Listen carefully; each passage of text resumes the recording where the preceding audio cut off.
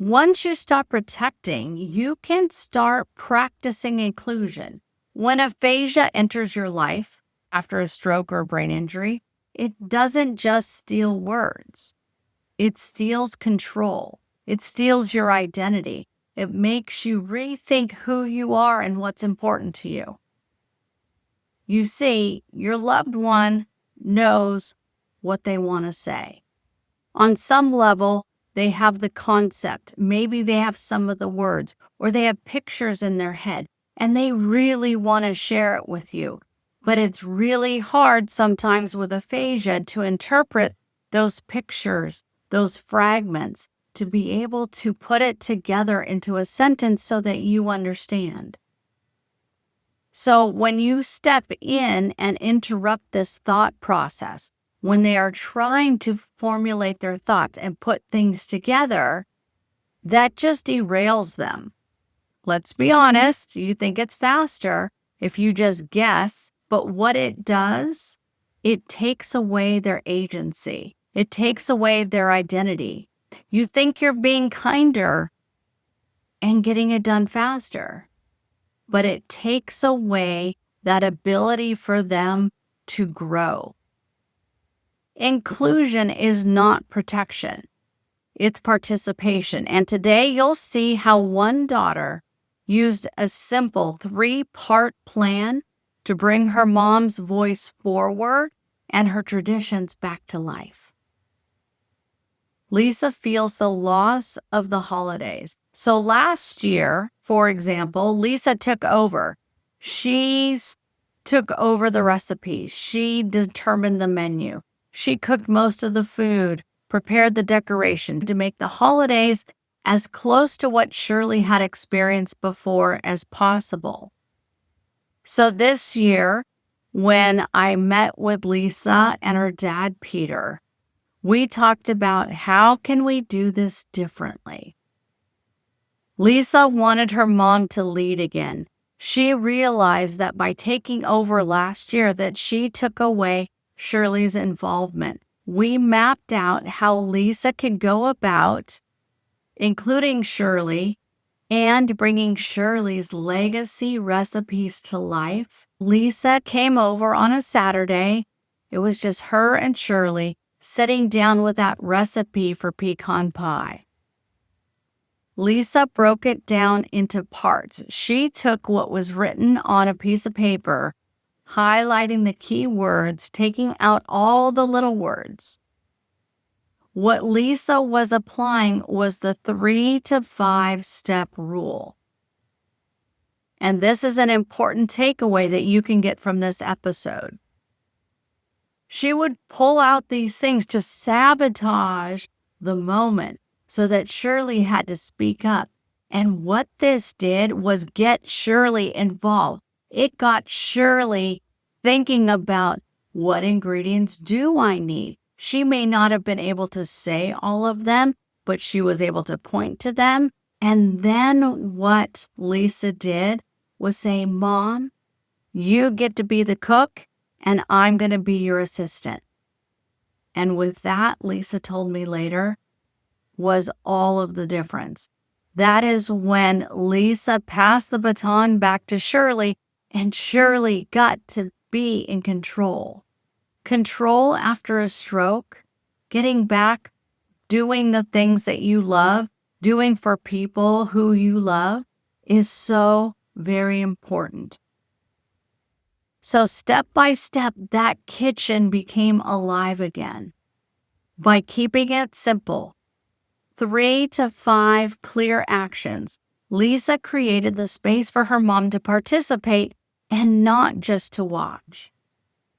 So if your task that you're thinking of for your person with aphasia takes more than 3 to 5 steps, break it down.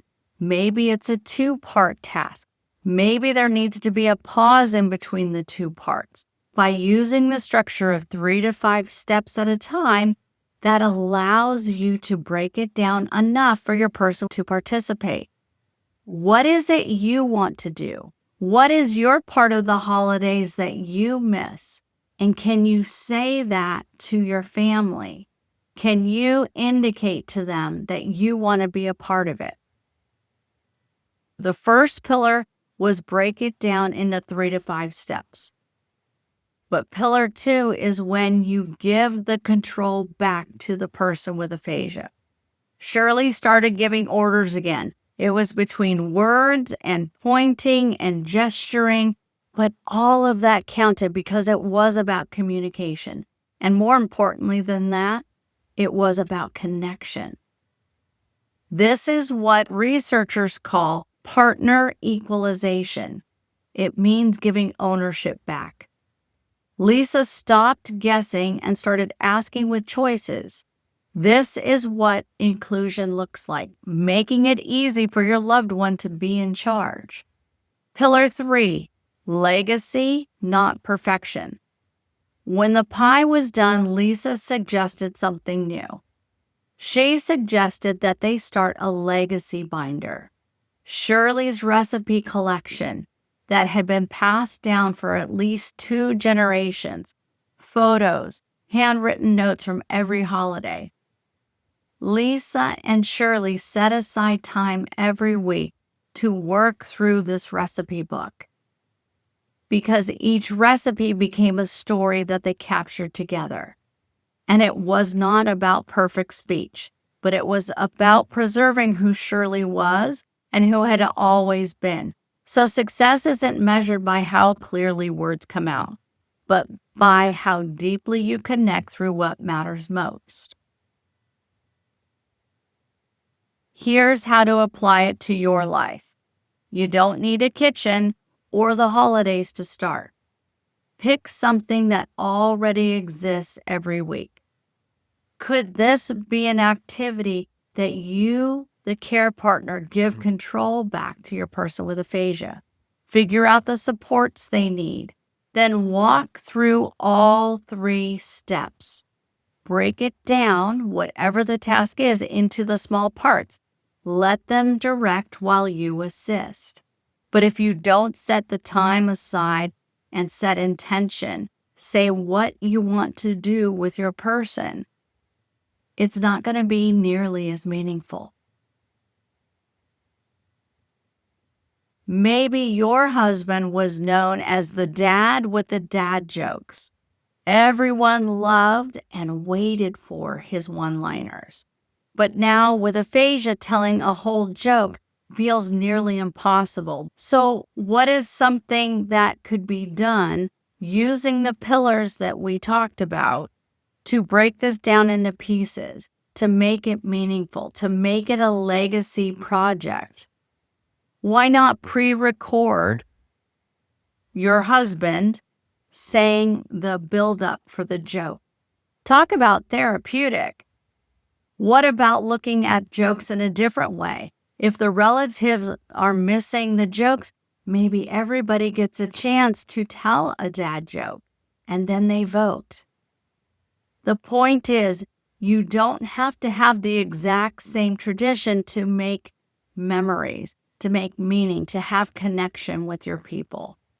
We are using the holidays as a way of anchoring this concept. But everything we talked about is all about daily practice that restores purpose and restores routine one step at a time. Tell me in the comments, what inclusion routine are you going to start? It doesn't have to be perfect. Just start tomorrow and build on it. The holidays is our anchor, and this is how we build aphasia inclusion 1 week, 1 episode, 1 moment at a time.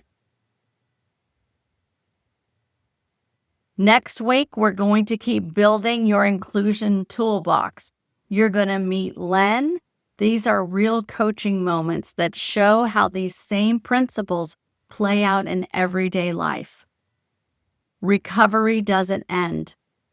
We can rebuild life beyond aphasia.